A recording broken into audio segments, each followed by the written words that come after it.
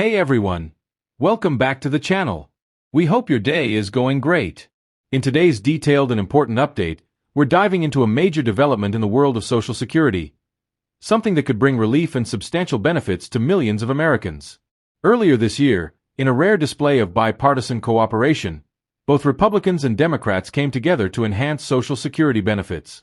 And now, there's a renewed push from lawmakers to go even further, with proposals that could increase monthly Social Security checks by over $500 for some beneficiaries. We'll be breaking down this exciting new proposal, the motivations behind it, and what it could mean for you or your loved ones. And yes, we'll also explore the alarming rise in early Social Security filings and the role uncertainty, including recent financial turmoil involving DOGE, may be playing in that trend. Stick around, because this is an update you won't want to miss. Let's start with a trend that's alarming both lawmakers and economists: a significant surge in early Social Security retirement claims.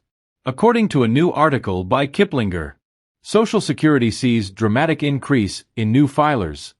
Should you claim early? With concerns about funding shortfalls and DOGE disruption, more Americans than usual are filing to collect Social Security benefits, and at younger ages.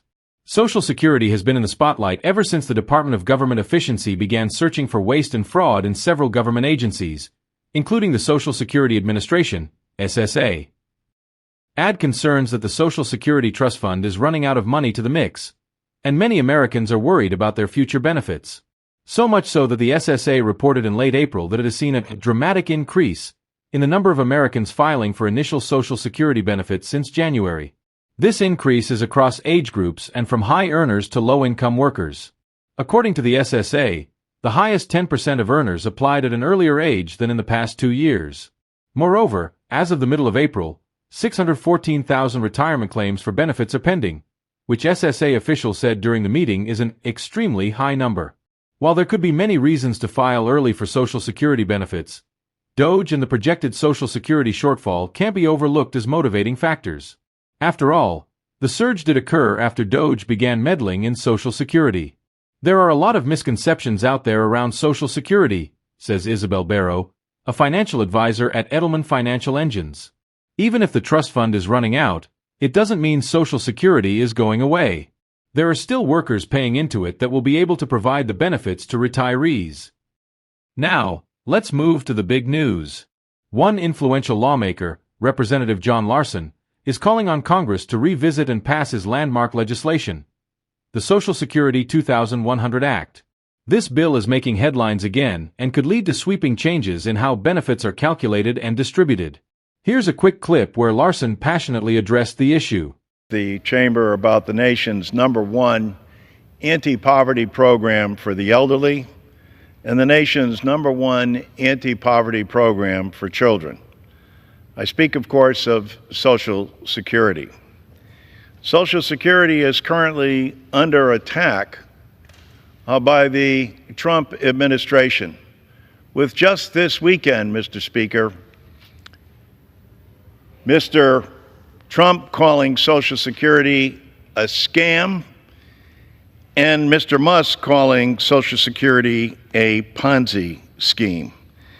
Now, Mr. Speaker, I'm sure, as you know, in your district, you have 209,000 Social Security recipients.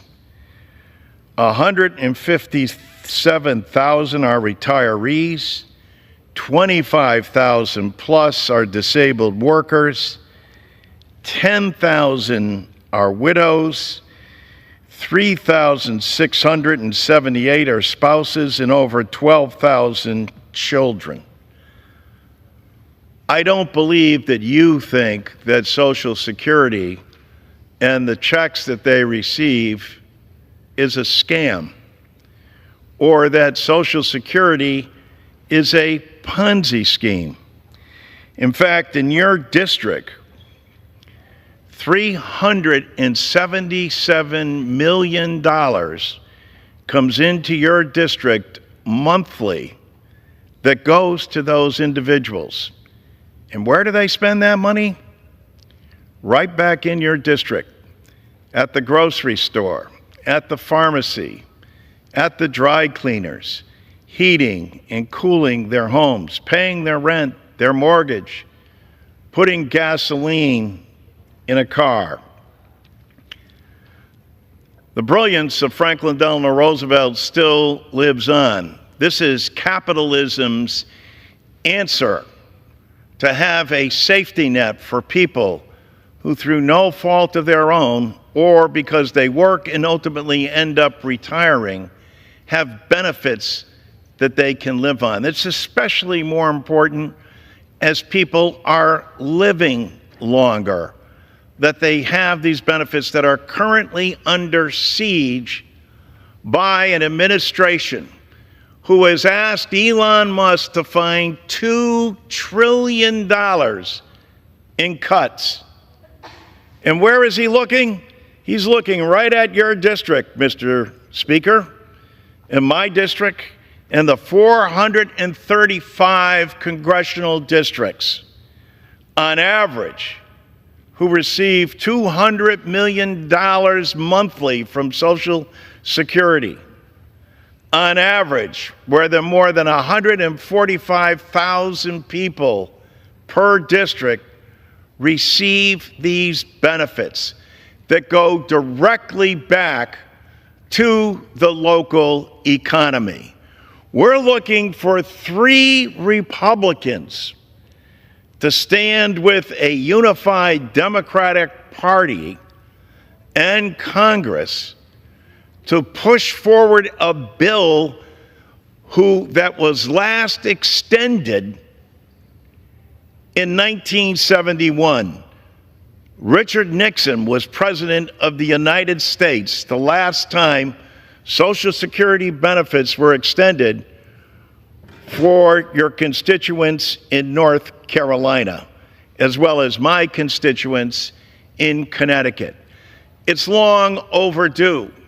We have a COLA that doesn't work. We have people that continue to work after they receive Social Security that are taxed on their benefits. We've had teachers and firefighters and police officers as well who have been denied benefits. And now, while they're eligible for them, they're not funded. And so that money comes out of the trust fund. And President Trump has now proposed a tax cut for Social Security that's unpaid for, that is over a $900 billion hit to Social Security and all the constituents who receive it. Mr. Speaker, I know you to be a man of goodwill and understand your district and what your people need as well. It's long overdue for the citizens of North Carolina and Connecticut to have their Social Security benefits enhanced, not cut. Powerful words, and his proposed bill delivers real, concrete changes. Let's break down what's inside the Social Security 2100 Act. For 87 years, the federal government has kept the promise to all Americans. If they contribute to Social Security with each and every paycheck, they would be able to retire with dignity. President Biden has called this promise a sacred trust. It is Congress's responsibility to keep that promise and to safeguard Social Security for all Americans. Congress must also ensure the benefits keep up with Americans' expenses. Today, tomorrow, and forever. That's why, as ranking member of the House Ways and Means Social Security Subcommittee, Representative Larson authored the Social Security 2100 Act, H.R. 4583. Increases and expands 12 essential benefits. Increases benefits 2% across the board for all Social Security beneficiaries for the first time in 52 years. Improves the cost of living adjustment, COLA, so it reflects the inflation actually experienced by seniors. Increases benefits to boost lower-income seniors. Improves benefits for widows and widowers from 2-income households. Restores student benefits up to age 26 for the dependent children of disabled, deceased, or retired workers. Increases access to benefits for children living with grandparents or other relatives. Repeals the windfall elimination provision, WEP, and government pension offset, GPO, that currently penalize many public servants. Ends the 5-month waiting period to receive disability benefits.